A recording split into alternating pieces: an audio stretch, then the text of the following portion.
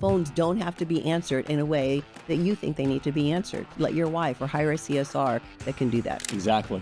On that, we see, you mentioned, plumbing power couples, husband and wife teams, which we see really do the best overall because it's the hat thing. Look, you may be wearing all the hats, but you don't look good in all the hats. Okay, you're not wearing all the hats. You do not have a hat head for everything. Right.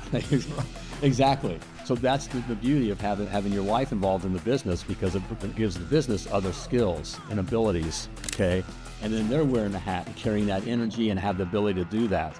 Okay, the business needs that. And it takes off okay? for you. And you need to let that go.